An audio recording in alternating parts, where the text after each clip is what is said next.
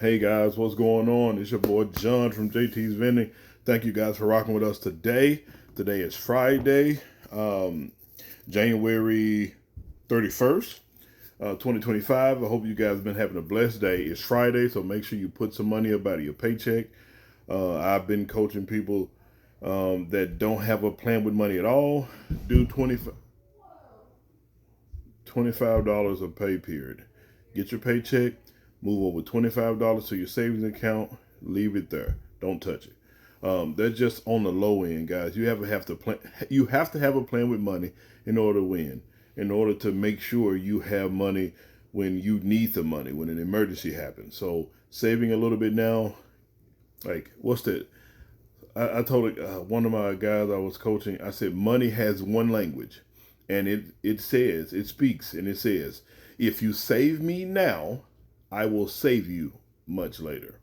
That's what it says to me. So I just try to relay that message. So put some money up, save as much as you can, earn as much as you can, guys, and be as generous as you can if you're a follower of Christ. So with that being said, guys, you know what time it is. It's time for our daily devotional.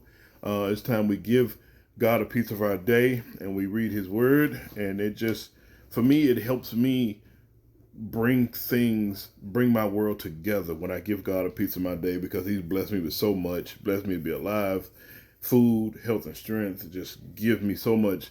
And I love him. And like I said yesterday, taking God seriously means, like, you can have good intentions are not enough to walk fruitfully with Jesus. You have to internalize it.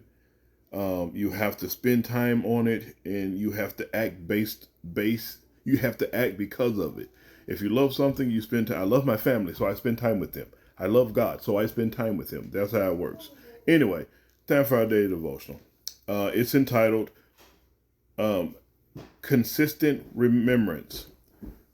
Please don't forget to like, share, and subscribe. I always forget to say that. Consistent remembrance. Examine me, God, from head to foot. Order your battery of tests.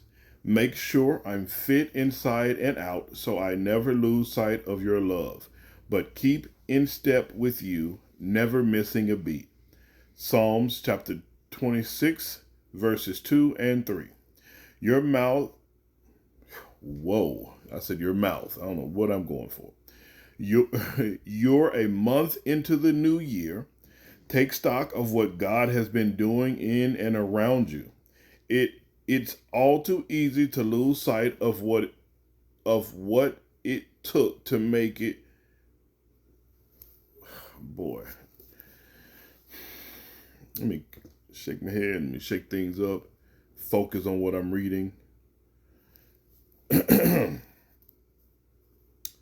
It's all too easy to lose sight of what it took to make you his, which is why God commanded his people to hold regular remembrance of his works, like the Passover, Exodus chapter 12, verse 14. Let me pause right there. So if you're a follower of Christ, you do know, as a follower of Christ, we do also celebrate Passover along with our Jewish friends, our Jewish cousins, and that Passover is the remembrance of what God did for the Israelites in Egypt, getting them out of bondage. But as followers of Christ, we typically celebrate on like the Thursday before Easter, and then of course Easter is the remembrance of his death, burial, and resurrection. So, human nature is to forget the things worth remembering. Look past the familiarity of the story. As surely as the Lamb's blood provided cover for the Jews from the plague of death, so Christ's blood saves us from eternal damnation. Now, you know, in Exodus, when God sent the plagues, he sent that plague of death through Egypt, and he commanded them to live with the goat for, like, I think it's 5 to 7 days, a certain amount of time length. I think it was a week or 7 days, whatever. Live with the goat, and then sacrifice it and put his blood above the doorpost. So the plague of death wouldn't touch any Jewish household. That's what they're referencing. And when God delivered his people, he was also looking down the road to the day when you would receive him as Lord and Savior. That's worth celebrating, if you ask me. Remember what is going on? I think I'm trying to rush through this so I can get to my grilled cheese, like my grilled ham and cheese sandwich, and two other things. My wife made she made a caramel brownie with and we got some butter crunch ice cream, and we just put out my daughter down so she won't be asking for none. So please forgive me if I'm rushing to get to that. Let me slow down. I smell the brownie. Is it ready? Just about. Did you put some pecans or walnuts in it? Yeah. Oh, yeah, I gotta hurry up with this. Okay. Sorry, Lord. I'm not gonna rush through your word. Where did I stop off at? Lamb, Christ's blood, eternal damnation. And when God delivered his people, he was also looking down the road to the day when you would receive him as Lord and Savior. That's worth celebrating, if you ask me.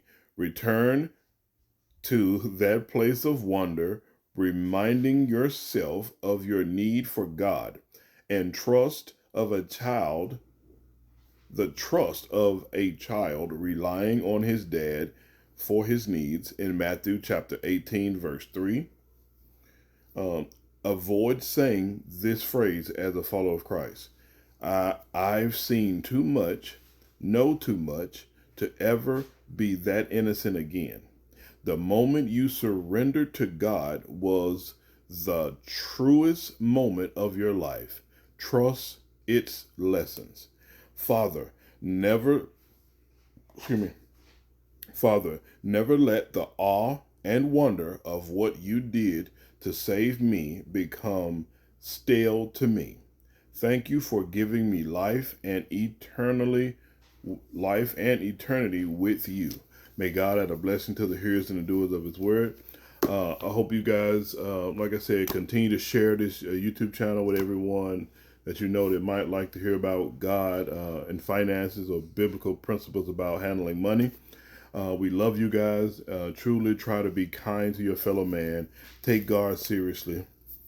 And like I said, if you love God as much as you say you do, you can't use the phrase, I had my wedding in a church, or I go to church every Sunday. I'm in the choir. I'm in the band at church, or I help out at bake sales at church. But then you know of Christ, but you don't love him enough to follow his principles. You want the what is it? You want the prestige of saying, oh, I'm a follower of Christ, I go to church, but you don't want the accountability of being a Christian, of being a follower of Christ, loving your fellow man as you love yourself. Like, love God with all your mind, body, heart, and strength. Forgot when he said that, huh? Loving your fellow man means not the fellow man that looks like you. It means any and every man, human being, love them. And being kind to them is loving them. So you can't, I see people always, yelling about Jews and atheists. And man, look, I love my Jewish cousins just like I love my atheist friends. I love them. It's not God calls me as a follower of Christ to be a witness the things I've seen and heard and I know. Not to condemn my fellow man. He calls me to be simply a witness. And a witness just talks about and testifies about the love of Christ and about what I know and what I've seen and what has happened in my life. So, love your fellow man as you love yourself, guys. Have a blessed night. Please be safe this weekend. Check out some of my previous videos we posted this week. And just continue to leave your comments and likes and shares and everything to help us grow. Thank you guys so much. Have a blessed night. Au revoir. A bientôt. À la prochaine.